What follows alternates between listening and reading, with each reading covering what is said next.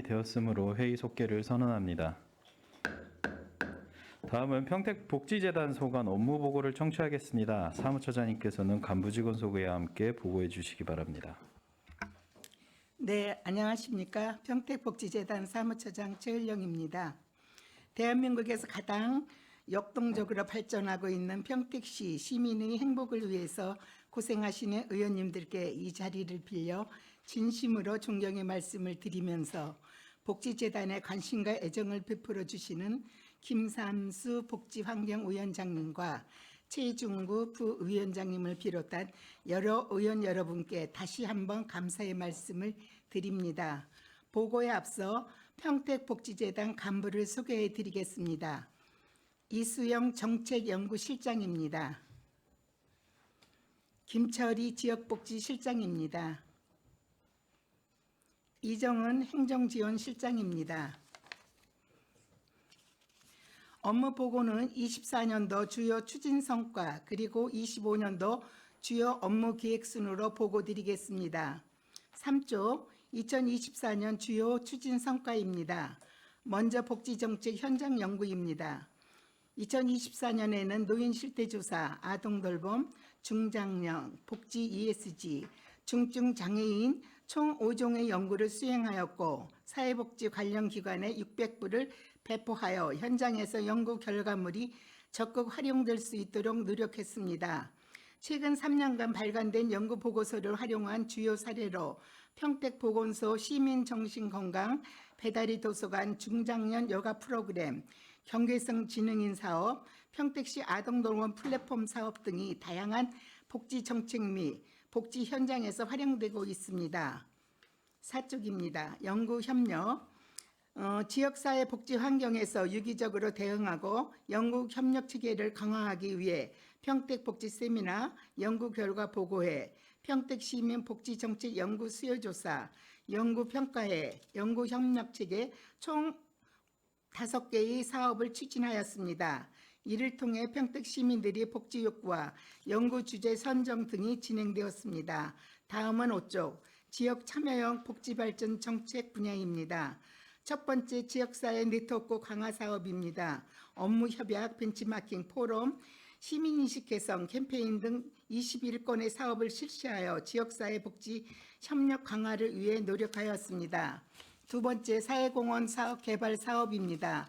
삼성전자, 희망을 나누는 사람 등 기업 단체 7개소와 15건의 사업을 통해 사회복지시설 158개소의 지원을 연계하였습니다. 세 번째 사회복지시설 컨설팅 지원 사업입니다. 사회복지시설이 장기적인 운영 발전 방향을 도출하고 사회복지 서비스 질 향상 및 운영 전문화를 위하여 관내 사회복지시설 10개소를 대상으로 맞춤형 컨설팅을 진행하였습니다. 네 번째 홍보사업입니다. 시민과 유관기관들과의 소통을 위해 SNS 활성화로 복지재단의 고유 사업 및 연구 사업들을 소식을 전달하여 인지도 및 신뢰도 향상에 노력하였습니다. 다섯 번째 공모사업입니다. 관내 복지기관을 대상으로 사회복지 프로그램 개발 지원을 위하여 사회복지 우수 프로그램 공모사업과 대학생 동아리 지원사업, 주민조직화 공모사업을 진행하였습니다. 우수 프로그램 공모사업은 아동, 노인, 장애인, 지역주민 등을 대상으로 하는 13개 기관을 선정하여 우수 프로그램을 진행하였으며 주민조직화 공모사업은 마을 단위의 지역사회복지 현안 해결 및 지역사회의 다양한 구성원들이 참여로 지속가능한 복지체계 구축을 위해 5개의 기관이 참여하였으며 대학생 동아리 사업은 관내 3개 대학 6개 동아리가 참여하였습니다. 다음은 6조 복지서비스 혁신 역량 강화 분야입니다. 첫 번째, 사회복지 종사자 역량 강화 사업으로 사회복지 종사자 교육 욕구조사를 통하여 직무, 실무, 기술 등 주제별 체계적 교육 프로그램을 제공하였습니다. 2월부터 시작된 교육은 프로포절 작성법, 달라진 복지제도, 인사, 노무, 재무, 회계 등 총 10회기에 504명이 참석하였습니다. 두 번째 사회복지시설 종사자 법정 필수 교육 사업입니다. 직장 내 괴롭힘 예방 교육, 개인정보 보호 교육 등 총 8회기의 법정 필수 교육을 진행하였으며 272명의 사회복지 종사자들이 참석하였습니다.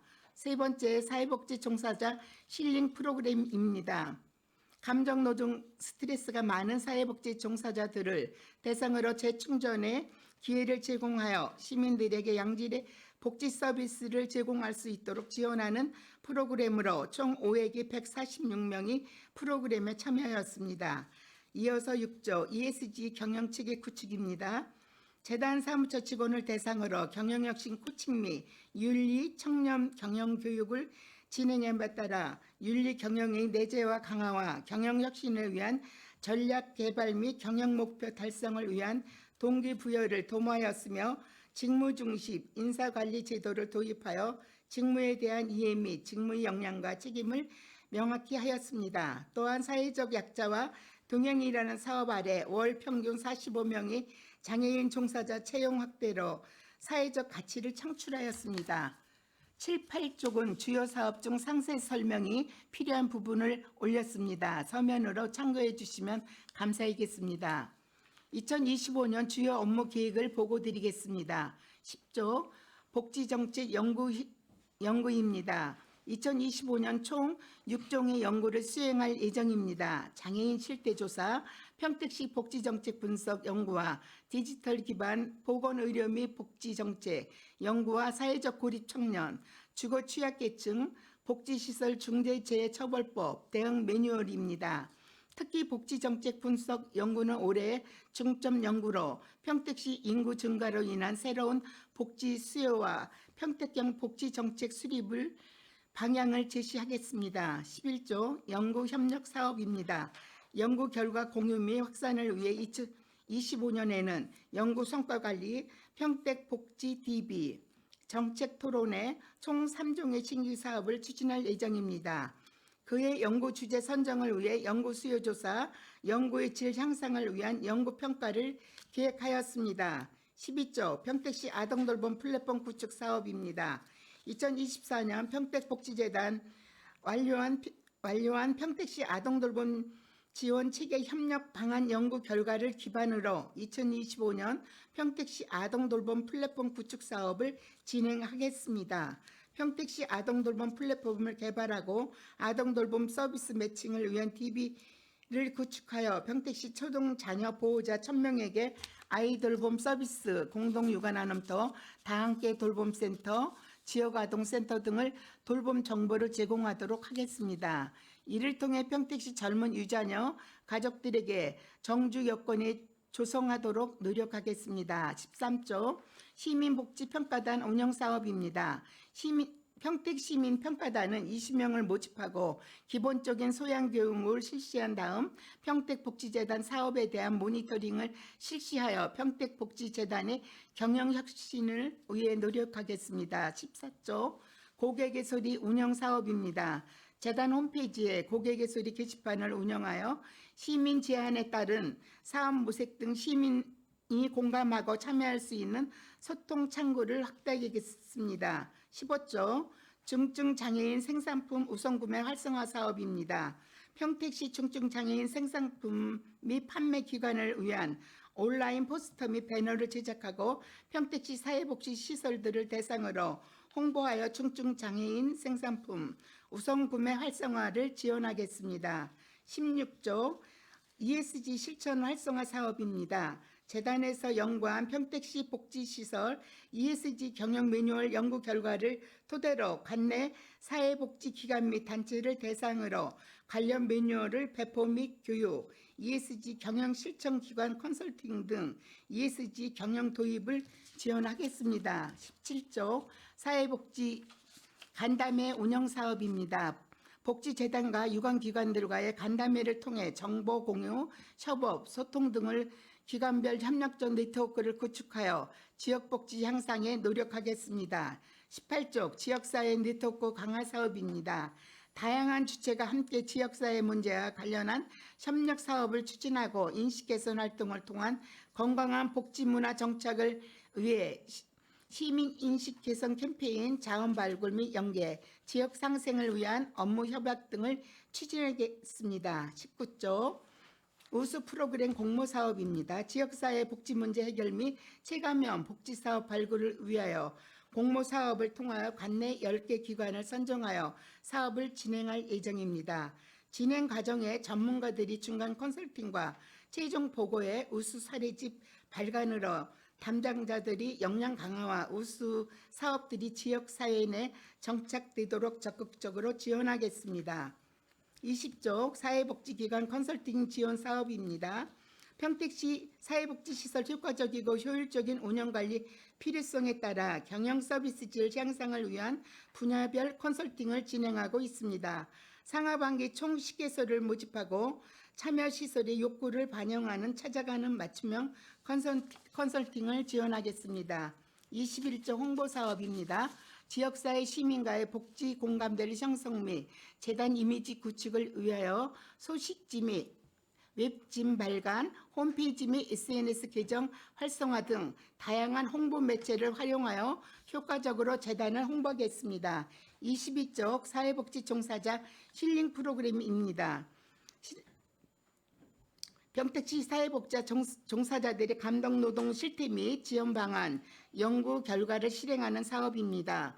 총 5회기 150명을 대상으로 직무별 힐링 프로그램을 진행하여 사회복지 종사자들이 직무 스트레스를 완화하고 동료 간 지지 및 소통을 도모하겠습니다. 23쪽 평택시 사회복지 종사자 역량 강화 교육 사업입니다. 24년 하반기에 실시한 사회복지 종사자 202명의 교육 욕구 조사 결과를 바탕으로 총 10회기에 걸쳐 350명에게 역량 강화 교육을 진행하겠습니다. 다음은 수탁시설 업무 보고 드리겠습니다. 24조 평택시 가족센터입니다. 가족교육, 아이돌봄, 다문화 관련 온가족 보듬 사업 등 총 43개 사업을 운영하고 있습니다. 다양한 가족의 특성과 생애 주기별 맞춤형 서비스 강화를 통해 가족의 안정성 강화 및 다양성 및 존중받는 지역사회가 되도록 노력하겠습니다. 26조 평택 북부 노인복지관입니다.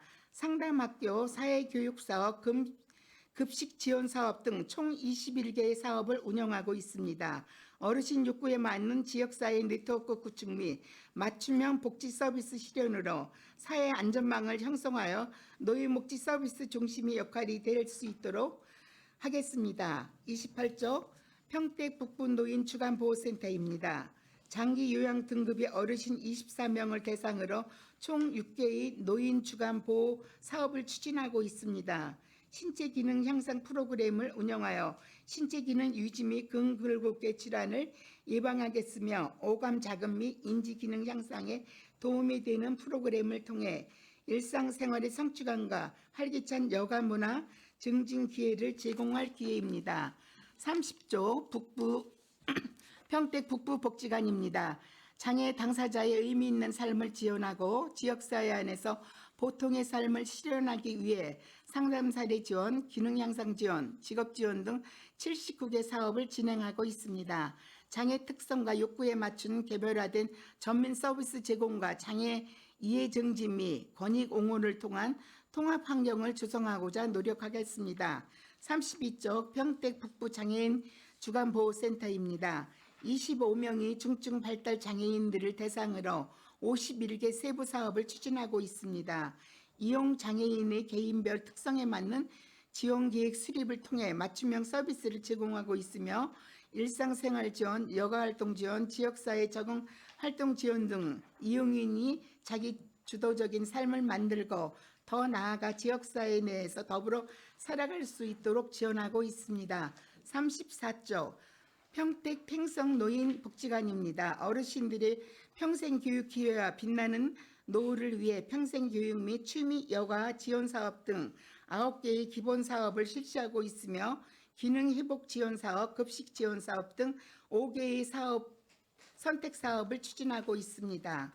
복지 사각지대의 어르신을 발굴하고 최소한의 안전망을 구축하기 위하여 전문 사례 관리를 추진하고 있으며 복지 소외 지역 서비스 불균형을 위한 찾아가는 아동복지관 사업을 통하여 어르신들이 건강하고 행복한 노후를 지원하고자 합니다. 36조 팽성 노인주간보호센터입니다. 치매 뇌졸중 등 노인성 질병으로 일상생활 수행이 어려운 어르신 24명을 대상으로 건강지원사업, 기능 향상 지원사업, 일상생활 지원사업 등 총 7개 분야의 세부 사업을 운영하고 있습니다. 더불어 어르신들에게 안전하고 쾌적한 환경 및 맞춤형 서비스를 제공하여 보호자 부양 부담 완화를 위해 노력하고 있습니다. 38적 팽성장애인 주간보호센터입니다. 27명의 장애인을 대상으로 30개 사업을 추진하고 있습니다. 개인별 강점 및 욕구 파악을 통해 지원계획 수립 및 개별 서비스를 제공하고 유관기관과의 협력관계 구축을 통한 지역사회 적응 활동 활성화를 위해 노력하겠습니다. 이상으로 복지재단 업무 보고를 마치겠습니다. 감사합니다. 네, 사무처장님 수고하셨습니다. 계속해서 질의답변을 진행하겠습니다. 복지재단 소관사항에 대해 질의하실 위원님 계십니까?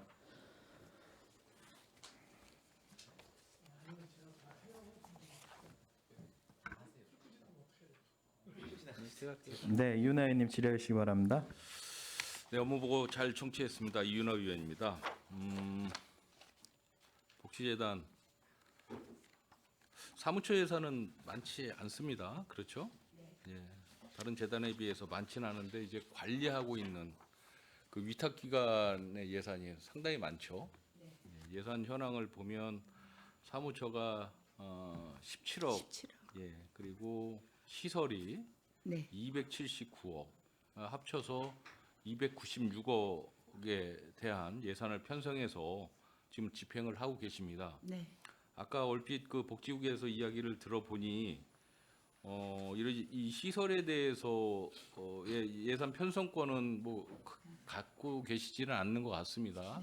관여는 일부 하시지만 인사권은 갖고 계시다는 이야기를 들었는데 맞습니까? 시설장만 이 시설장에 인사권이 대해서는? 있고 직원들은 시설장이 하고 있습니다. 알겠습니다. 그래서 그만큼 뭐 사무처 예산은 많지 않지만 네. 이런 시설에 대한 예산 편성이나 예산 집행 또 예산 집행 결과에 대해서 철두철미하게 관리 감독을 해주십사 다시 한번 좀 말씀드리겠습니다. 네. 예산 관련해서 보면 이 세입 예산을 좀 보면 말이죠. 네. 여기에 좀 특이 사항이 좀 일부 있습니다. 이게 이제 복지 예산 아니겠습니까? 네. 네. 이 복지 예산 같은 경우에는 사실은 이제 후원금, 기부금으로도 꽤 많은 이제 예산 충당을 하는 걸로 알고 있었어요. 그런데 오늘 이것을 보니까 평택시로 후원금을 하는 부분에 대해서는 뭐 선거법이나 이런 것 때문에 어렵다라는 이야기는 제가 들었는데 이런 시설에 후원금이나 후원 물품을 전달하는 거에 대해서는 법적으로 하자가 없는 걸로 알고 있는데 맞습니까? 네. 네, 맞습니다. 예, 맞을 것 같습니다. 그런데 이 시설의 후원금 자체가 다 합쳐도 5억을 넘지 않습니다. 4억 9,300만 원의 세입 예산을 가지고 네. 세출 예산을 짰어요. 네. 그럼 후원금은 뭐고 외부 지원금 1억 7천만 원은 뭐죠? 후원금은 말 그대로 자체적으로 후원을 해주는 걸 받은 금액이고 네, 외부 지원은 프로포자를 해서 받은 그런 금액입니다. 그게 1억 7천만 원입니까? 네, 네.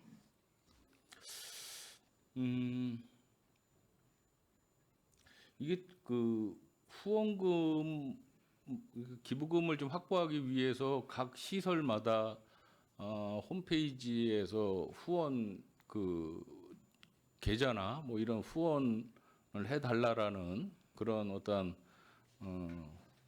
문구가 있어요, 있기는. 그런데 전체적으로 보면 후원금이 굉장히 적다. 다른 지자체하고 혹시 비교해 보셨어요? 지금 복지재단은 후원금은 안 받고 각 시설은 다 받고 있는데요. 그러니까 네. 다른 지자체에 이러한 시설들이 후원금을 받고 있는 후원금 총액을 한번 비교를 해 보셨냐는 얘기예요. 31개 시군의 후원금 기부 실적을 한번 파악을 하셔가지고 네. 저하고 같이 한번 공유를 해주셨으면 좋겠습니다. 네. 이건 꼭 한번 말씀드리고 싶었고요.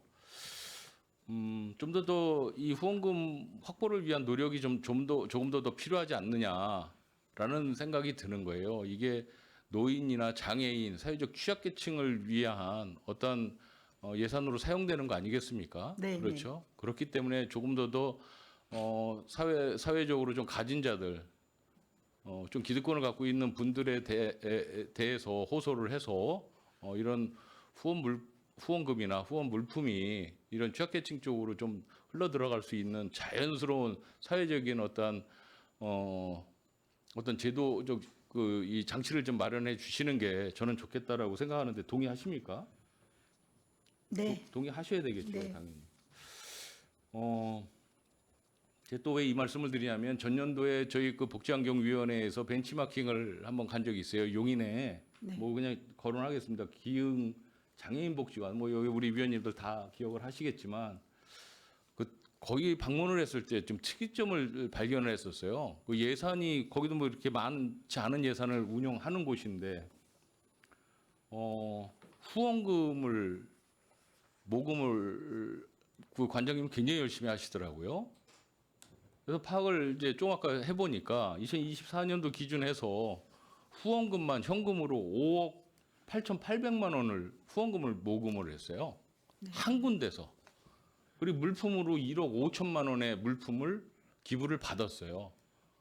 근데 그 관장님은 평일날 조금 오후 시간에 아주 한가하실 때는 그런 기업체, 봉사단체 이런 분들과 계속적인 접촉을 가지면서 이 기흥 장애인 복지관에 기부를 해달라, 후원을 해달라라고 읍소를 하신답니다. 그래서 정기적으로 후원도 맺고, 그러니까 정기 후원이 있고 일시 후원이 있지 않습니까? 네, 네. 그러니까 봉사단체 같은 데서 정기적으로 후원하는 것도 있지만 뭐 명절 때라든지 뭐 특정 시점에 기부를 하는 경우가 있지 않습니까? 네.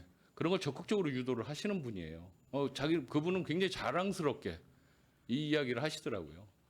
근데 이게 굉장히 귀감이 되지 않겠습니까? 근데 용인에 우리는 평택에 다 털어서 복지재단에서 관할하고 있는 시설이 전체가 4억 9,300만 원을 후원금으로 세입을 잡았는데 이 용인이라는 곳에 그 장애인 복지관 한 군데서 근 6억을 현금으로 후원금을 받고 또 물품을 1억 5천만 원을 받았다?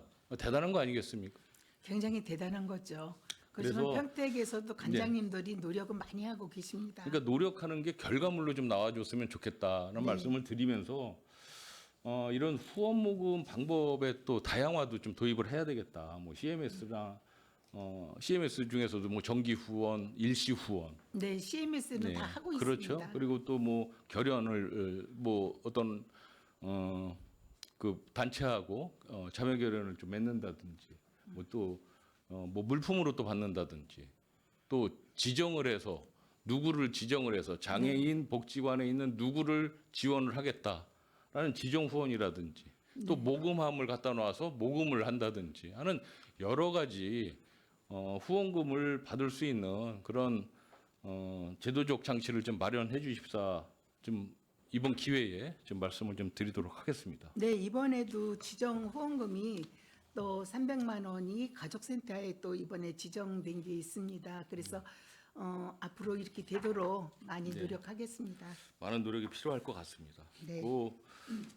우리 경기도 지자체에 뭐 작은 도시는 좀 그렇고요. 뭐 한 인구 50만 넘는 지자체의 어떤 후원금 현황을 한번 같이 저하고 같이 공유를 해주시기 바랍니다. 네, 연구사업 실적, 그 복지재단이 우리 평택시의 다른 재단에 비해서 월등히 뛰어난 사업 영역이 연구 기능 아니겠습니까? 네, 이제 네. 열심히 잘 해주시는 것 같습니다. 네. 2024년도에도 뭐 노인 실태, 아동 돌봄, 중장년 평생교육, 뭐 ESG, 뭐 중증장애인 생산품, 우선구매 굉장히 많은 사업을 하셨어요. 또 이것을 또 바로 또 정책에 반영하려고 노력하시는 모습이 보입니다. 대단히 잘하신다 칭찬을 해드리겠습니다.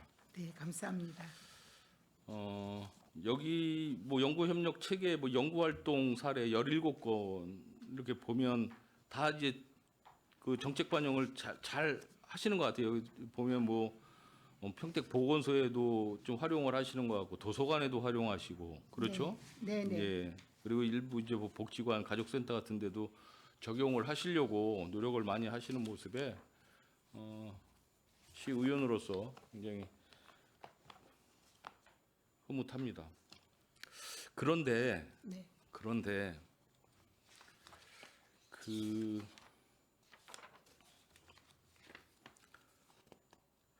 10페이지에 보면 이제 내년도 예산이 있지 않습니까? 그러니까 네, 금년도 예산이죠. 2025년도 네, 네. 예산 추진 계획에 보면 정책 연구 있고 이제 현장 연구 사업을 지금 하시겠다라고 해서 예산을 이제 수립을 하셨어요. 네, 네. 그런데 예산이 지금 1억 2,980만 원이 지금 잡혀 있지 않습니까? 네, 네.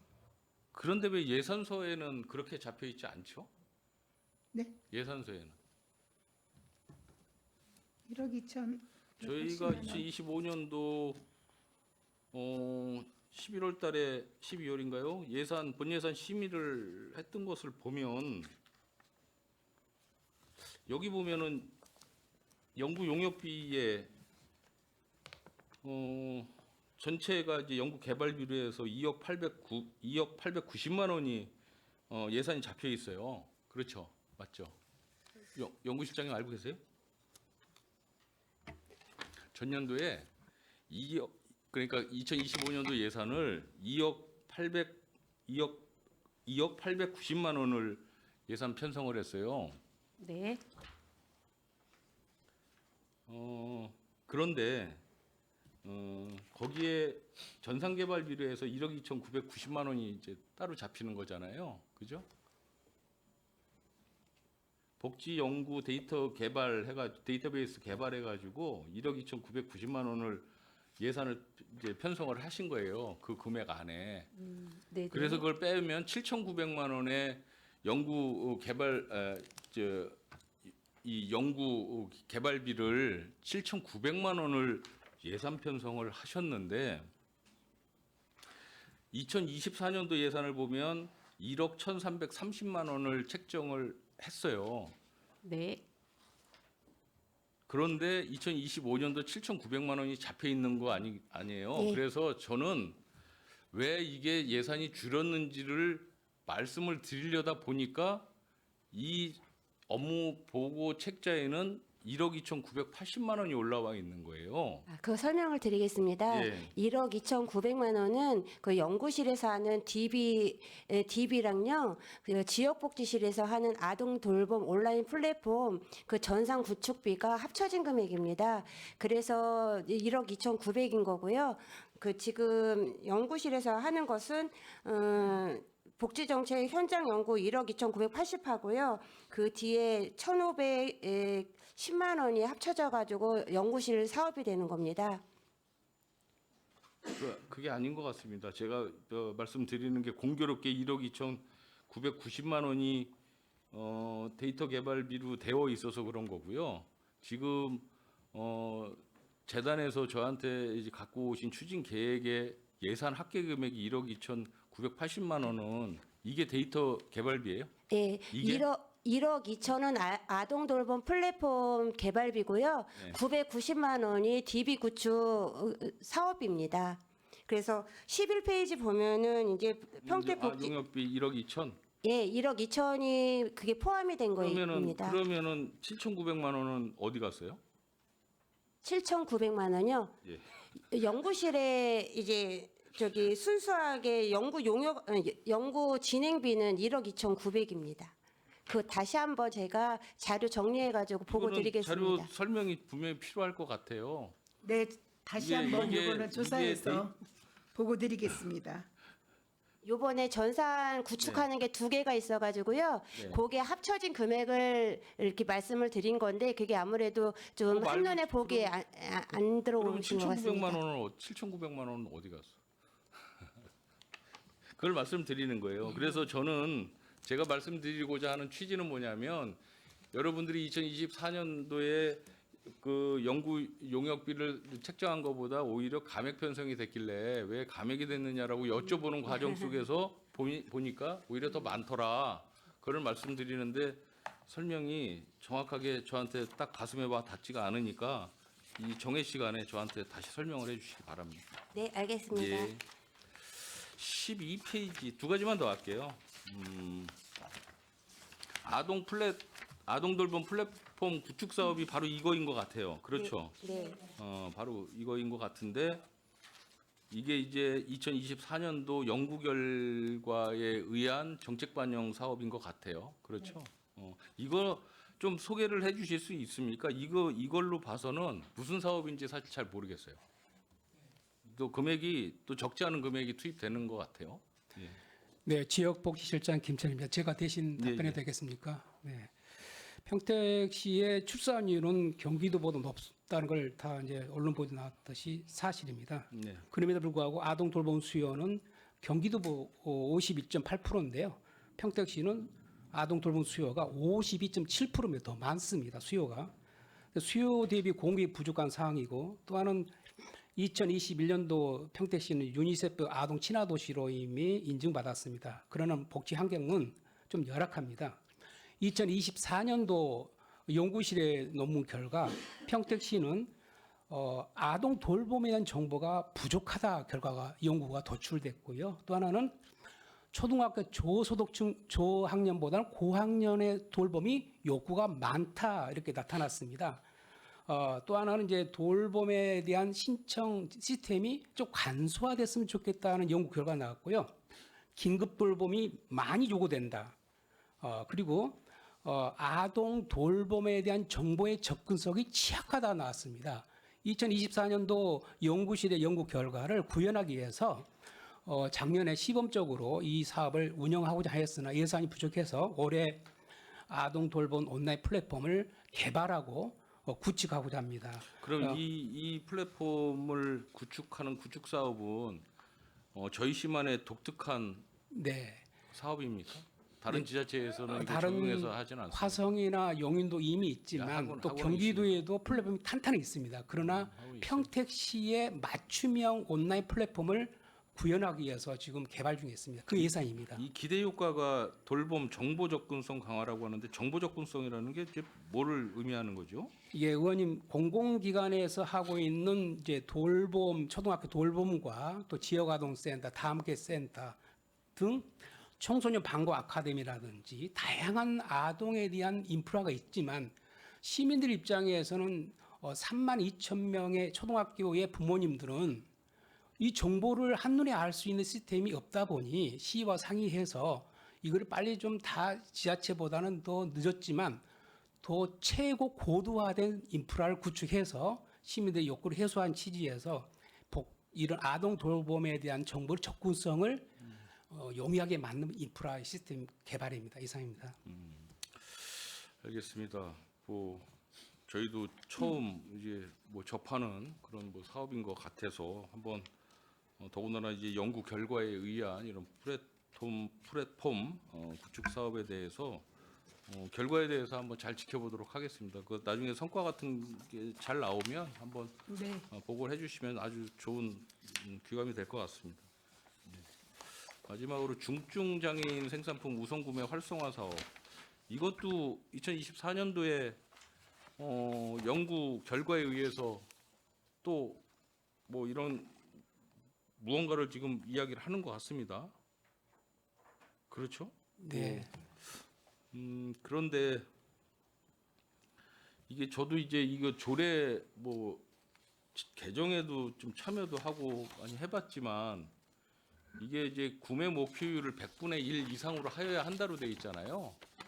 구매를 하여야 한다가 아니라 구매 목표율을 하여야 한다라고 이제 했었어요.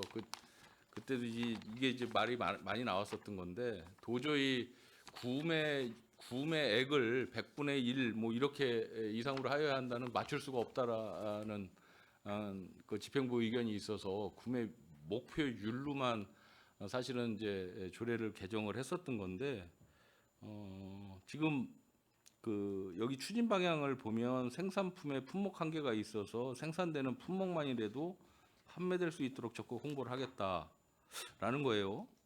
이게 핵심 내용이 뭡니까? 연구 결과의 핵심 내용이? 의원님 제가 답변해드리겠습니다. 예, 의원님 말씀처럼 작년도에 중증 장애인 생산품 우선 구매라는 특별법이 있습니다. 네. 기존에는 1% 공공기관은 구매율이 있었는데요. 작년 8월 24일 또 개정돼서 1.1%도 상향됐습니다. 다행히 평택시는 좀 그 평택도시공사에서 2.74%를 도달했고요. 저희 재단도 1.2%를 도달했습니다. 그러나 이제 평택시는 저 발표하기 뭐하지만 좀 저조했습니다. 그 결과 연구 결과는 중증 장애인 생산품 제조업체의 직원들의 홍보의 기술이 좀 부족했다. 홍보. 예, 또 퀄리티 있는 생산품을 좀 만들었으면 좋겠다. 또 뿐만 아니라 연구 결과 구매 담당자의 공공기관의 구매 담당자 인식이 좀 저조했다 나왔습니다. 그리고 구매 우선 기관에 대한 평택시는 포상한 적이 없다. 그래서 장애인 중증 생산품 생산 시설의 마케팅을 대상으로 홍보하는 방법 그리고 어떻게 저희 재단이 홍보하는 것에 대해서 선두적으로 앞서는가 이런 결과를 가지고 올해는 중증 장애 생산품 우선 구매에 대해서 홍보 쪽으로 많이 지원을 해줄 생각입니다. 이상입니다. 네, 뭐 저도 같은 생각을 갖고 있습니다. 그 중증 장애인들 생산품이 제품의 질이 떨어진다라고 이제 하는데 사실 제품을 요새 수작업으로 만드는 데가 어디 있습니까? 그렇게 많지 않잖아요. 그거는 이제 중증 장애인이기 때문에 꼭 생산품이 질이 떨어진다라고 인식들을 하는 것 같은데 저는 그렇게 보지 않고요. 거기 갖다 놓는 생산 시설, 설비 시설에 문제가 있는 거지 결코 이분들의 능력이 떨어진다라고 보지는 않습니다. 예, 그럼 홍보를 잘 해주셨으면 좋겠고요.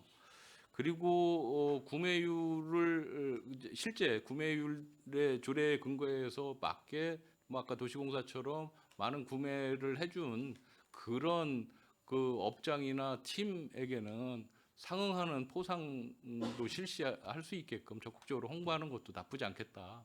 좀 아주 좋은 사업이라고 생각을 합니다.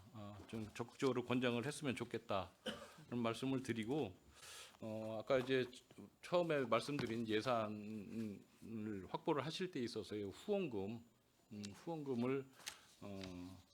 조금 더 잘 확보를 할 수 있는 좋은 다양한 방법을 찾아 보셔라 이렇게 말씀을 드리면서 오늘 업무 보고 청취 잘 마치겠습니다. 고맙습니다. 네, 윤 의원님 수고 많으셨습니다. 더 질의하실 의원님 계십니까? 네, 이종원 의원님 질의해 주시기 바랍니다. 네, 안녕하십니까. 이종훈 의원입니다. 저는 좀 간단하게 한 가지만 좀 제안 드리고 싶은 게 좀 있어요. 우리 복지재단과 가족센터에 좀 제안을 드리고 싶은데 저희가 가족의 범위에 지금 뭐 일반 가족, 다문화 가족, 1인 가구 등 이렇게 많이 있잖아요. 그 중에서 1인 가구들 같은 경우에는 좀 고립되어 있고 여러 가지 사회적인 부분에서 많은 스스로 제한을 하고 있기 때문에 그런 분들을 좀 매칭시켜 주거나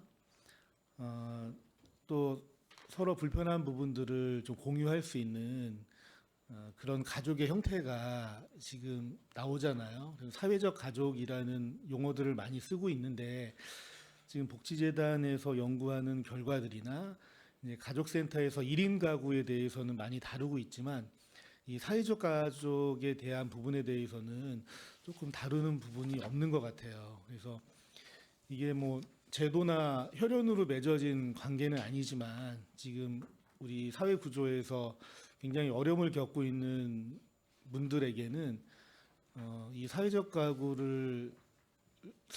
가족의 분위기를 조성하면서 그런 어려운 부분들을 좀 해결할 수 있지 않을까라는 생각이 좀 있는데 그래서 복지재단하고 가족센터에서 이 프로그램이든지 아니면 제도적인 부분이라든지 이 부분에 대해서 좀 다뤄줬으면 좋겠는데 좀 생각이 어떠신지 한번 말씀 좀 부탁드리겠습니다.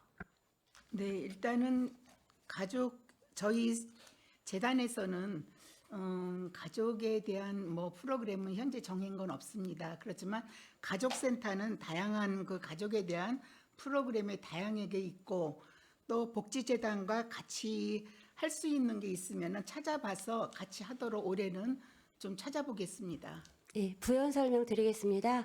가족센터에서 그 경기도 1인 가구 병원 안심 동행 서비스를 작년부터 실시를 했고요. 올해 또 저희가 1억 2천 정도 또 도에서 지원을 받아서 1인 가구 병원 안심 동행 사업을 추진할 예정입니다. 1인 가구에 대한 정책이나 사업을 말씀드린 게 아니라 네. 1인 가구를 형성하고 있는 분들이 1인 가구가 아닌 사회적 가족을 형성할 수 있는 그런 네네. 프로그램이나 제도적인 부분을 말씀드리는 아직은 거거든요. 없는데 좀 가족센터 한번 논의는 하겠습니다. 네. 그리고 정책연구실장님 한 말씀 부탁드려도 될까요? 네, 사회적 가족이라고 해서 비혈연 가구 말씀하시는 것 같습니다. 예, 이 연구가 제가 알기로도 많은 곳에서 진행되고 시범 사업도 진행되고 있는데요. 올해 연구 수요 조사에서 적극적으로 검토하도록 하겠습니다. 네. 1인 가구를 계속적으로 지원해 주는 방법도 있겠지만 1인 가구를 좀 벗어나서 이제 사회적인 가족을 형성할 수 있는 분위기를 좀 만들면 이제 여러 가지 다양한 부분에서 변화가 좀 있어야 될 것 같아요. 이제 주거의 형태도 뭐 쉐어하우스 이런 부분들도 정책적으로 고민해야 될 부분들도 있고 일단은 그런 부분에 대한 연구가 좀 진행이 되고 프로그램이 좀 있으면 그 요구에 의해서 좀 자연스럽게 여러 가지 변화들이 좀 나타날 것 같습니다. 그래서 가능하면 그런 부분에 대한 정책 반영해 주시길 바라겠습니다. 네, 잘 알겠습니다. 네, 감사합니다. 네, 이종원 의원님 수고 많으셨습니다. 더 질의하실 의원님 계십니까? 네, 정일구 의원님 질의해 주시기 바랍니다. 안녕하십니까. 정일구 의원입니다. 간단하게 몇 가지만 여쭤볼게요. 그 1쪽 보면요. 우리 조직표 있어요. 조직도.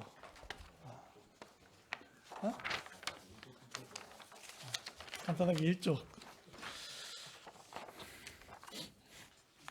지금 뭐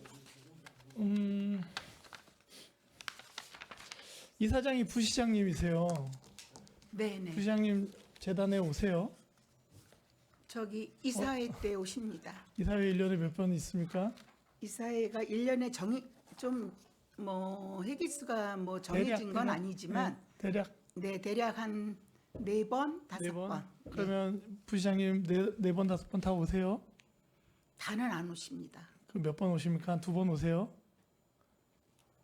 2-3번 정도 뭐 오십니다. 오시는 거 그렇다 치고 그 이사장이신데 어떤 우리 복지재단의 전반적인 정책 결정이나 어떤 시스템이나 어떤 뭐 현안 사업들에 대해서 사안들에 대해서 부시장님이 어떤 의견을 좀 주십니까?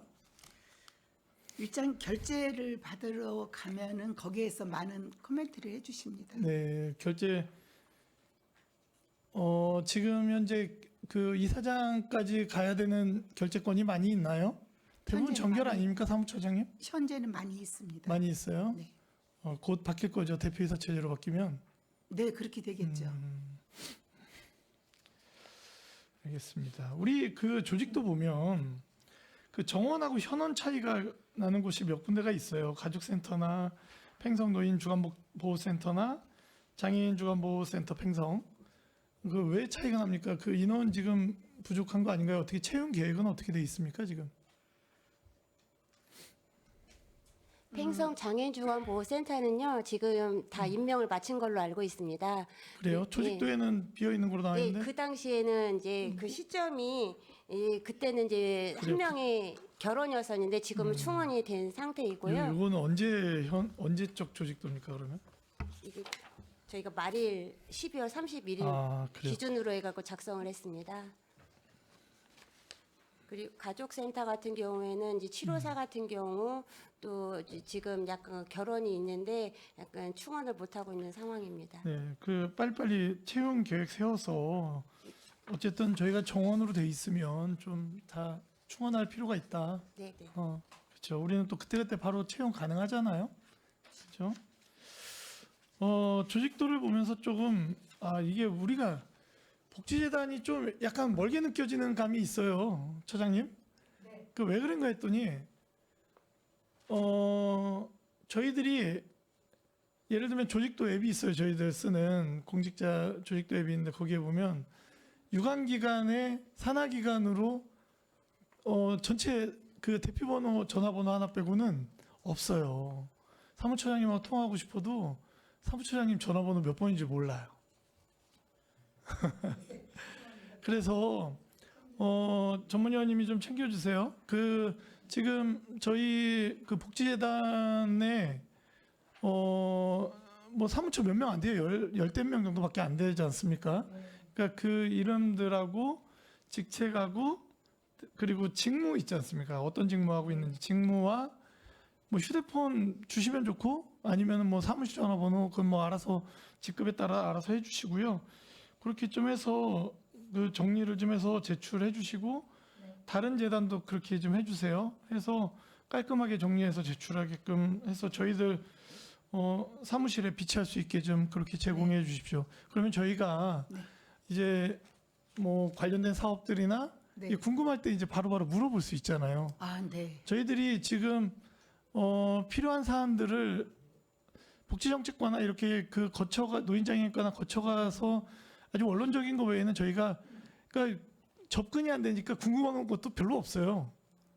그러면 안 되잖아요, 그렇죠? 네, 그래서 저희들이 그 직무를 정확히 좀 다 적어주시면 네. 저희들이 그 직무에 따라서 저희들 뭐 같이 할 수 있는 부분들은 또 같이 하고 할 테니까요, 좀 부탁드리겠습니다. 네. 네. 10쪽 보면 10쪽에 그 매년 저희 이제 보고서가 나오잖아요. 네네. 근데 왜 여기는 신규라고 되어 있죠? 사업이 제목에 25년도 사업을 음. 24년도와 같이 썼기 때문에 신규를 붙인 것 같습니다. 어쨌든 매년 해오는 그 연구나 그거지 않습니까, 그렇죠, 실장님? 네, 맞습니다. 저희 이 지금 매년 보고서가 작성이 되고 있고 아까 이은하 의원님 말씀 주신 중증장애인 우선구매나 이런 부분도 이제 보고서로도 또 내주셨는데 최근 한 5년 정도 이렇게 보고서 해봐야 5, 6, 30, 한 30개, 20개 되겠죠. 그게 어떻게 이 실제적으로 적용이 됐는지 그거 결과 있지요. 네, 있습니다. 그거 좀 정리 좀 해서 네. 그 연구 제목과 어떤 성과들 어떻게 연결됐는지 좀 정리 좀 한번 해주세요.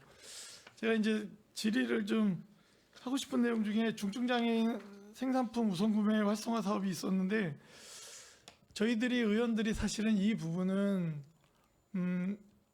여기 부서 우리 재단만이 아니라 조례 제정해 주신 의원님도 계시고 뭐 굉장히 많이 논의가 되는 부분 중에 하나예요. 그래서 굉장히 많이 알고 있어요, 사실. 근데 이 부분이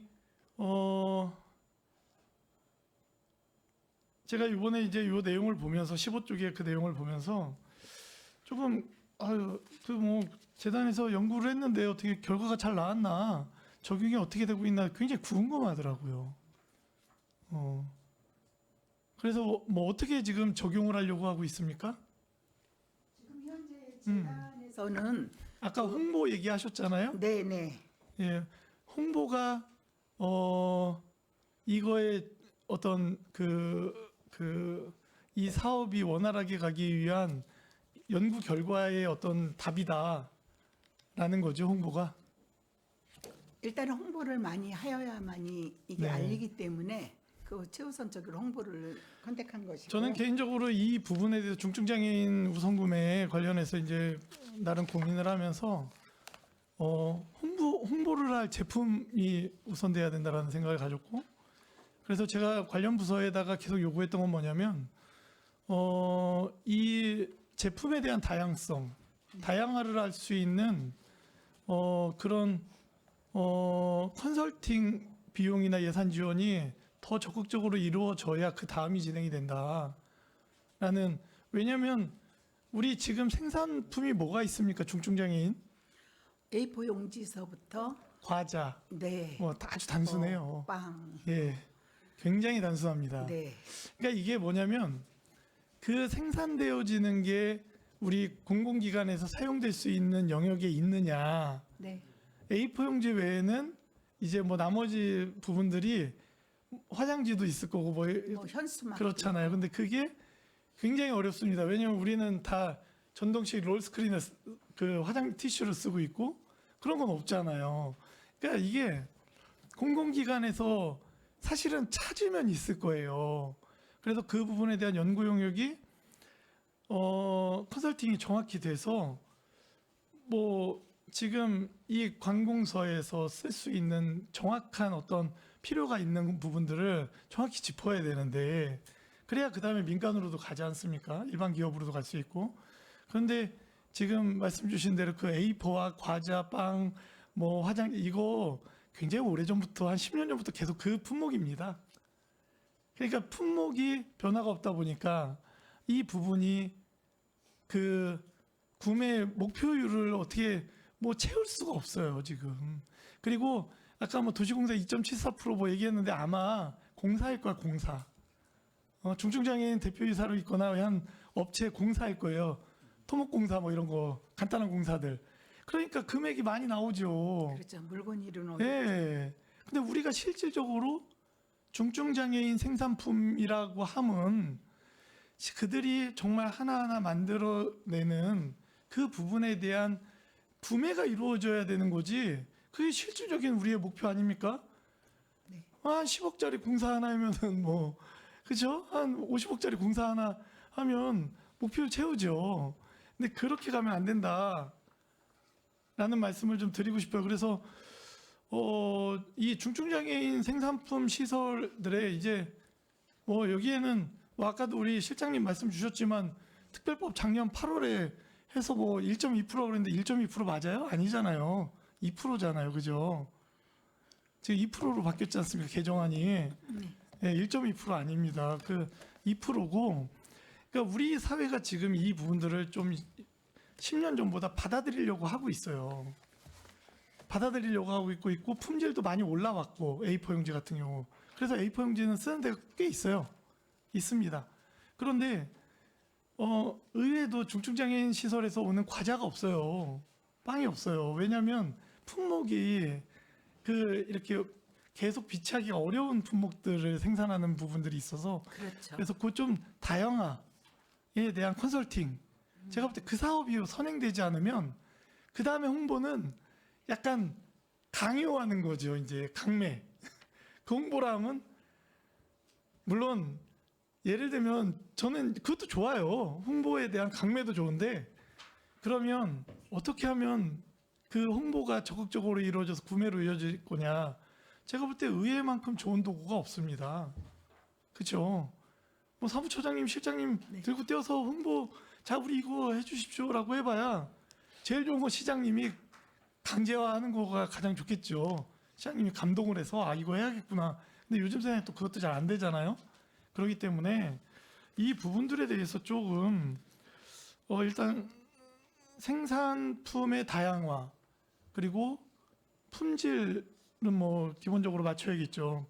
그런 부분들에 대한 컨설팅이 좀 있어서 우리 중증장애인 분들이 조금 더 이렇게 뭐 어떤 생산에 대한 부분을 할 수 있는 부분들을 찾아서 좀 필요한 물품들이 좀 잘 구성이 됐으면 좋겠다라는 생각을 좀 갖습니다. 어떻습니까? 네. 어르신 말씀입니다. 그리고 이게 저희 의원들이 이 부분에 있어 굉장히 고민을 한 부분들이 있어요.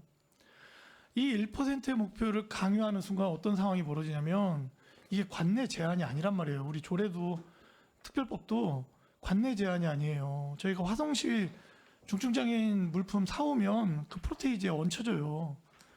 지금 2.74% 도시공사 얘기하고 뭐 어디 뭐 1%고 얘기하지만 이 안에 관내가 몇 프로나 될 거냐라는 것도 따져봐야 된다고요.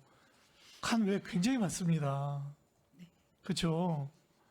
그렇기 때문에 이거를 세게 눌렀을 때 물론 관 외의 중증장애인 시설이나 장애인 생산품을 구입해 오는 게 잘못됐다는 게 아니에요. 좋아요. 그런데 그분들 예를 들면 우리가 화성시 거 사면 화성시도 우리 시 거 살 거냐? 상호가 되면 괜찮아요. 그런데 우리는 거기 거 사오는데 거기는 거기서 다 소화해. 그리고 우리는 우리 거를 만약에 예를 들어서 이 지우개예요. 지우개를 사는데 우리 관내에서 해결을 못해서 중증장애인 뭐 다른 데서 사와. 그러면 사실 이거를 팔고 있는 이 지우개라는 생산품을 팔고 있는 우리 관내 소기업들 아니면 소상공인들이 그 2차적인 수혜를 입어야 되는데 장애인 생산품을 세게 누르는 경우 이게 삐져나간다고요. 우리 관내 소상공인들도 못 팔아요. 그러면 장애인 생산품을 강제하는 순간 화성 가서 사오겠죠. 우리 시에서 안 됐을 때는 우리 시의 소상공인들한테 구입을 해야 되는데 그렇기 때문에 이게 굉장히 어려운 숙제이고 그러나 우리가 지금 많이 좋아지고 있다. 그렇기 때문에 이런 부분들을 여러 가지를 검토한 결과 제품의 다양성, 다양화. 그래서 누구나 야 우리 그거 필요한데 거기서 구입해라고 좀 자발적이 돼야 돼요. 강제하면 또 이게 삐져나가기 때문에 안 됩니다. 그래서 이런 부분들을 예를 들면 이런 거고 중증 장애인 생산품이 앞에 이야기했던 10쪽의 그런 어떤 연구 정책 결과물에 있으니 지금 이것만이 아니라 우리가 5년 동안 30개의 과제를 했다고 하면 그 과제 속에 굉장히 더 현실화할 수 있는 과제들이 있는데 또 사장된 것도 있을 거고 적용을 했는데 우리 복지재단의 입장에서는 정말 얼마 못했다고 생각하지만 저희가 볼 때 굉장히 잘한 것도 있을 거고 잘했다고 생각하지만 저희가 볼 때 또 아쉽다 이거 더 잘 될 수 있는데 이런 부분들이 굉장히 많을 거다. 우리는 매년 5-6개의 과제들을 계속 해나가고 있기 때문에 그 부분들이 어느 건 제도가 될 수도 있고 어느 거는 이런 현실적인 것도 있고 여러 가지가 있으니까 그거 한번 정리해 주시면 저희들도 한번 볼게요. 보면 좀 잘 더 나아지지 않을까라는 생각을 좀 갖습니다. 사무처장님, 실장님, 네. 네. 예. 하나만 더 물어볼게요. 그 21쪽에 홍보 사업 있어가지고 요거 한번 여쭤봐야겠다는 생각을 좀 했어요. 뭐냐면 예전에 사실 우리 복지재단에 우리가 거의 전국에서 몇 번째 안 되는 복지재단이었잖아요. 지금 이제 많이 생겼을 거예요. 벤치마킹 굉장히 많이 왔는데 지금은 어떻습니까? 안 오죠? 네. 예전에는 굉장히 많이 왔던 걸로 기억을 해요. 저희 평택복지재단이 굉장히 선도적이었고 했기 때문에 많이 왔고 복지재단을 찾는 분들 이 홍보 사업에 대해서 만약에 누군가가 방문을 하고 벤치마킹을 하면 좀 더 친절했으면 좋겠고 그리고 방문자분들에 대해서 우리 범위 안에서 할 수 있는 어떤 기념품이나 이런 부분들도 조금 넉넉했으면 좋겠고 그래서 복지재단에 갔을 때 굉장히 인상이 남았으면 좋겠고 그게 홍보 사업이 아닐까 평택시 브랜드 전체적인 브랜드 상승을 이끌어내는 요인이 아닐까라는 생각을 갖는데 조금 더 친절했으면 좋겠고 뭐래도 손에 쥐어줬으면 좋겠고 이런 부분들을 잘 좀 홍보 사업에 좀 가미해서 홍보해 주셨으면 좋겠습니다. 예, 이상입니다. 네, 정일구 의원님 수고 많으셨습니다. 더 질의하실 의원님 계십니까? 네, 최준구 의원님 질의해 주시기 바랍니다. 처장님 그리고 실장님 고생 많으십니다. 몇 가지만 궁금한 것 좀 여쭐게요.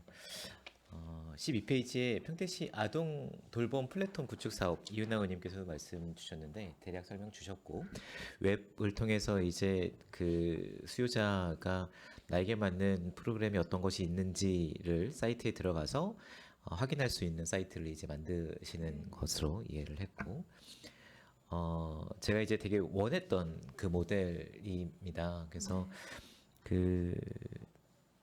지금 재단뿐만 아니라 국에도 계속 요청을 드리고 있는데 어르신이 됐던 청년이 됐던 나에게 맞는 그러니까 나이대 그리고 내가 가지고 있는 소득 그리고 지금 뭐 가족 관계, 뭐 거주 상황 이런 것들을 좀 입력을 하면 본인이 확인할 수 있는 받을 수 있는 혜택들이 좀 일목요연하게 보였으면 좋겠다라는 것을 계속 요구를 드리고 있었고, 그리고 또 이것이 어떤 사이트를 접근하기가 어려운 상황이면 전화상으로라도 뭐 복지 대표 전화해서 뭐 몇 번 이렇게 딱 하면 내 상황이 이런데 어떤 거를 할 수 있어요? 그러면 복지재단에 이런 사업이 있고요. 과에서는 이런 사업이 있고요. 동에서는 이런 사업을 할 수 있고요. 뭐 어느 단체에서 이런 프로그램이 있는데 이렇게 협력을 할 수 있을 것 같아요. 어떻게 신청하시면 돼요라는 안내를 해줄 수 있는 이런 프로그램이 있었으면 좋겠다.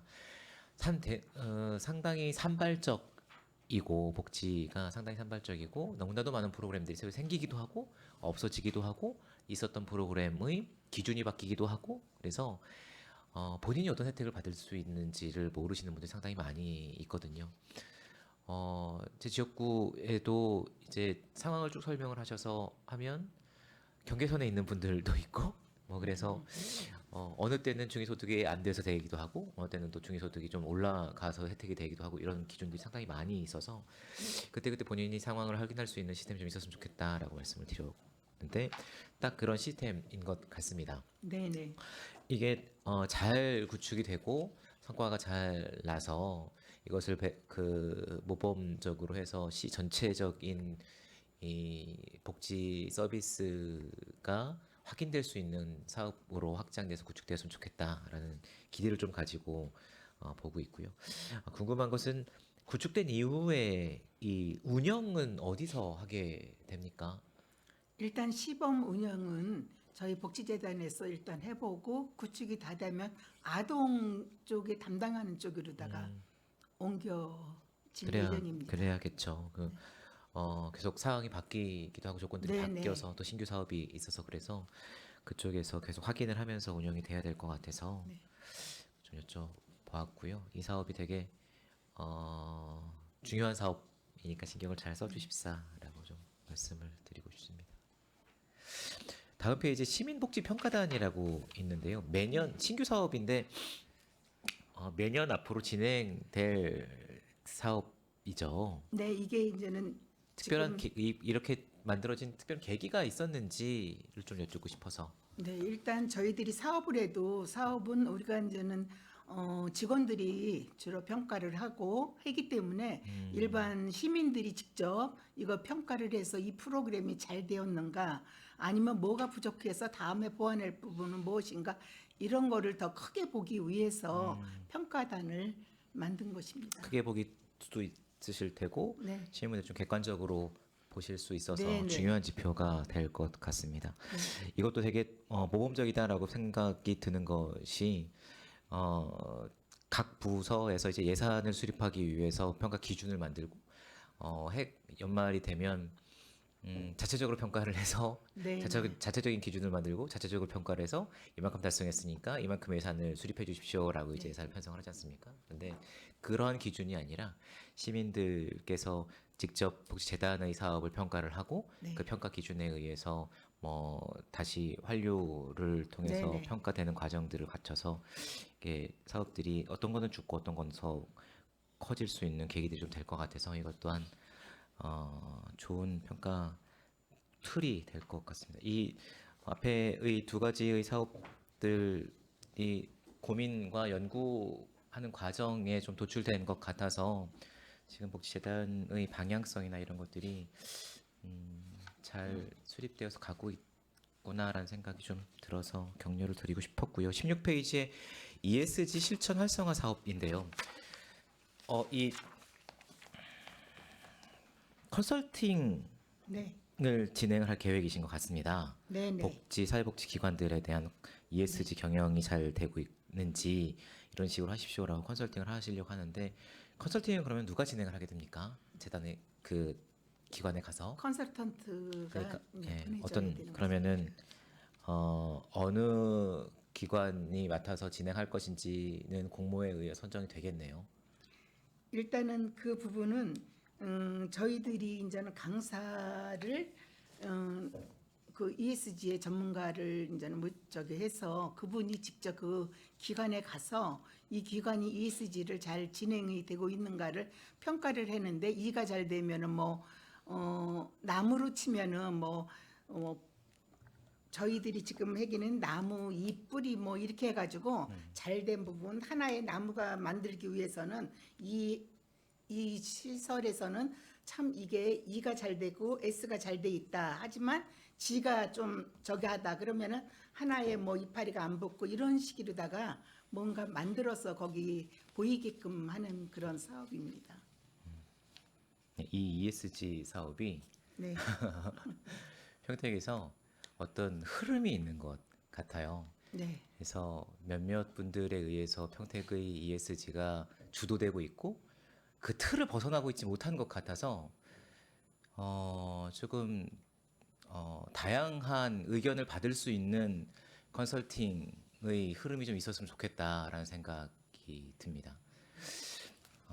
ESG를 평택 ESG 하면 몇몇 분들이 연구도 하시고요, 교육도 하시고요, 실천도 하시고요, 계획도 세우시고요 하고 계셔서 그 틀을 좀 깨주시면 좋겠다. 좀 다양한 의견을 드릴 수 있었으면 좋겠다라는 생각이 좀 들어서 애들로 좀 표현을 드리고 싶었습니다. 이후에 어떻게 추진되고 있는지 소식을 네, 좀 보고 말씀을 드리겠습니다. 주시면 좋을 것 같습니다. 25페이지입니다. 가족센터이긴 합니다만 네.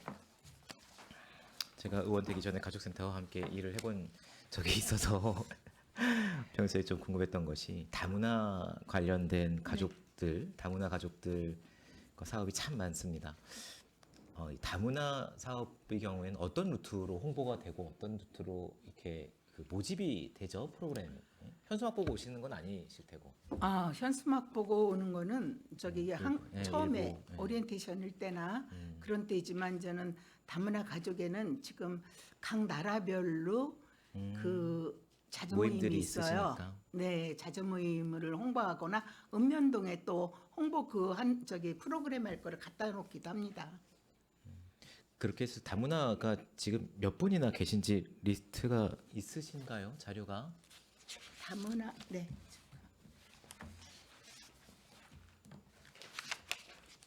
이게 다문화 지금 현재 평택에 거주하는 인원은 결혼 임자 귀화자 포함해서 7,500명. 7,500명. 네. 그러면은 이 센터의 프로그램을 이렇게 활용을 하셔서 교육을 받거나 하신 분들이 몇 분이나 되시는지 데이터가 좀 있습니까? 지금 등록 260 아닙니다. 그거는 아니고요. 이게 일단 이 부분은 좀 네. 제가 다문- 정확히 이게 알아봐야 될 것 같습니다. 다문화 관련된 사업이 너무 이제 많이 나열식으로 되어 있는 것은 아닌가라는 생각이 좀 이 들어서, 부분은요. 네. 여가부에서 매뉴얼이 나옵니다. 매칭 이게 사업이라. 네 매뉴얼대로 그대로 하는 거지 프로포잘 위에는 별도 저기 사업은 네. 없습니다. 근데 이 사업을 다 진행해야 되는 건 아닐 다 해야 텐데 됩니다. 너무 파편화되어 있는 것 같아서 네, 대상은 요즘엔- 한정이 되어 있는데 네, 너무 파편화되어 있고 이걸 좀 그 규모 있게 좀 묶어서 진행했으면 좋겠다는 생각에 좀 말씀을 드리고 싶었고요. 여가부에서 내려온 사업이라 한계가 있다라는 말씀이신 거죠. 알겠습니다. 그 밑에 처장님과 실장님이 이 부분까지 아실지 모르겠습니다만 돌봄 서비스 제공이 있습니다. 네, 네, 양육 공백 가정의 아이 돌봄 파견. 그러니까는 네, 네, 급하게 부모님들이 자리를 비워야 되거나 할 때 요청을 드려서 네, 선생님이 오셔서 도와주시는 것. 이게 중에서도 120%면 더 많이 지원이 되고 120% 넘으시는 분들은 본인 부담금으로 네, 네. 회수 제한이 있이 지원을 해준다라는 프로그램인데요. 그러면은 돌봄센터에서는 이 프로그램을 운영을 하는데 어떤 역할을 해주시는 겁니까? 강사분들의 풀을 강사 풀이 아니라 네. 이 아이돌봄은 일단은 모집을 하여서 교육을 시킵니다. 센터에서 교육을 초창기에는 하다가 요즘에는 광역에서 교육을 받도록 되어 있습니다. 선생님들에 대한 교육? 네, 선생님들이 네, 교육을 일정 시간을 교육을 수료하신 후에 네. 또 실습을 합니다. 일주일간의 네. 실습을 거쳐가지고 또 이제는 그 사람이 나가서 하는 거를 또 지켜보기도 하고요. 해서 지금 현재는 178명이 가족센터에 지금 계신 선생님들입니다. 돌봄 선생님들.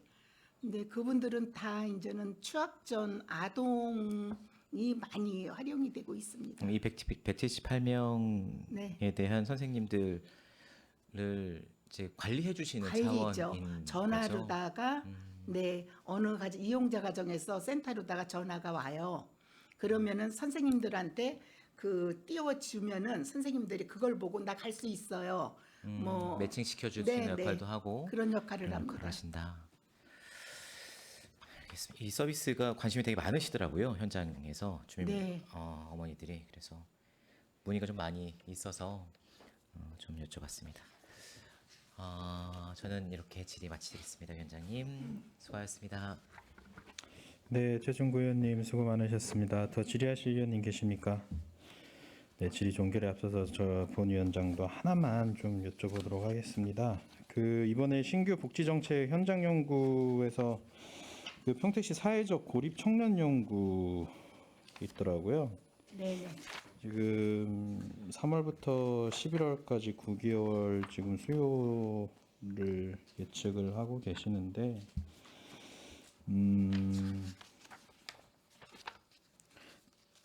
이게 정확히 제가 좀 우려되는 부분이 있어서 좀 말씀드리는 거예요. 그러니까 고립이라는 것 자체가 세상 밖으로 지금 안 나오고 지금 숨어 지내는 건데 지금 전체적으로 통계청 자료라던가 아니면은 보건사회연구원이라든가 각 단체에서 연구기관에서도 그 고립 청년이라던가 아니면 은둔형 그런 외톨이 청년이라던가 이게 통계를 발표할 때마다 제각각의 다른 통계 자료가 나옵니다. 그런 결과로 봤었을 때 과연 우리가 이번에 연구를 하는 데 있어서 우리 시에서도 그냥 단순 보여주기 식으로의 그 고립 청년 통계가 나올 건지 아니면은 정말 진짜 그 안에까지 들어가 있는 숨어 있는 그런 청년들까지 우리가 과연 이 부분까지 통계를 낼 수 있을 것인가에 대한 우려가 있거든요. 실장님, 그 좀 어떻게 계획을 잡고 계시는 게 있나요? 네, 위원장님 말씀대로 현재 고립, 은둔 청년의 이제 데이터가 잘 잡히지 않고 있고 그게 명확하지 않다라는 의견이 있고요. 그래도 최근 한 5% 정도로 추정을 하고 있습니다. 여러 연구를 통해서. 그래서 지금 현재 평택시 청년 인구가 이제 17만이거든요. 그래서 5%를 따지면 한 8,000명 저희가 이제 약간 모집단으로 잡고 있고요. 그래서 그분들을 어떻게 그러면 조사를 할 것인가 이런 고민도 하고 있습니다. 그래서 설문조사와 그다음에 심층 면접을 통해서 양쪽 방법을 다 이용해서 그분들이 현재 실태가 어떻고 어떤 지원을 원하는지 그렇게 연구할 계획입니다. 네. 1인 가구 비율이 높다 보니까 그러니까 모든 그런 상황에 따라서 다 반영을 해 주셔야 될 것 같아요. 그리고 이제 가장 그 아무래도 필요한 것이 그러니까 남한테 알리지 않는 거기 때문에 이 고립이라는 것 자체가 사실 발굴해내기가 이제 어려운 건데 이 부분에 대해서 좀 더 그 심층적으로 우리가 파악을 할 수 있는 뭔가 좀 방법이 더 강화됐으면 하는 그런 바람이 있는 것 같아요. 그래서 그런 연구 부분들 잘 반영해 주셔서 일단 진행을 해 주시고요. 그리고 작년에 제가 그 초창기 업무 보고 때인가 그때 말씀을 드린 적이 있었었는데 일단 이 복지재단에서 진행을 하는 그런 연구에 대해서 이제 결과는 매년마다 이렇게 그 사례집으로 해가지고 저희들한테 다 보내주시잖아요. 그러니까 저는 그것도 뭐 필요할 때마다 이렇게 뭐 확인도 하고 그러고는 있는데, 그러니까 중요한 거 그때 제가 말씀했던 기억이 나는 게 뭐냐면 그러니까 연구를 함으로써 마무리 짓는 게 아니라 그거를 해서 우리 시가 어떻게 바뀌었는지에 대한 그 부분도 이제 좀 해달라고 말씀을 드린 적이 있어요. 이제 어떻게 좀 그거에 대해서는 진행을 하고 계시나요? 네, 제가 대답해도 네, 대답하겠습니다. 현재 계속된 이제 복지 정책 관련된 평택시 복지 정책 관련된 성과라든지 현 방향을 좀 알아보기 위해서 여기 6번째 연구 10페이지 6번째 연구가 지금 평택시 인구 증가 대응 복지 정책 분석을 하고자 합니다. 이번 연구에서 거기 보면 그동안 했던 연구들을 그다음에 정책 뭐 사업들을 좀 한 생애 주기별로도 보고요. 현재 평택시에서 어떤 것이 필요한가 좀 함의를 도출하고자 합니다. 네. 우리 시 복지의 한편의 그런 그 브레인 역할을 하는 곳인데 이렇게 그 의원님들께서도 말씀하신 부분들 이게 잘 취합을 하셔가지고 좀 더 한 단계 그 성장할 수 있는 그런 복지 재단이 되었으면 좋겠습니다. 그리고 연구 결과들이 이렇게 결과가 잘 돼서 우리 시만의 좀 그런 장점을 가지고 있는 그런 정책들이 만들어졌으면 좋겠어요. 그런 부분들에 있어서 우리 사무처장님 비롯한 이제 실장님 그리고 뭐 다른 이제 모든 직원분들이 다 하나가 돼서 그런 부분들에 대해서 함께 그 해주셨으면 좋겠다는 말씀을 드리겠습니다. 네. 더 이상 질의하실 위원님이 안 계시므로 복지재단 소관 2025년도 상반기 주요 업무 보고에 대한 질의 종결을 선언합니다. 사무처장님을 비롯한 재단 관계자 여러분 수고 많으셨습니다. 위원 여러분, 원활한 회의 진행을 위하여 잠시 정회하고자 하는데 이의 있습니까? 네, 이의가 없으므로 10분간 정회를 선언합니다.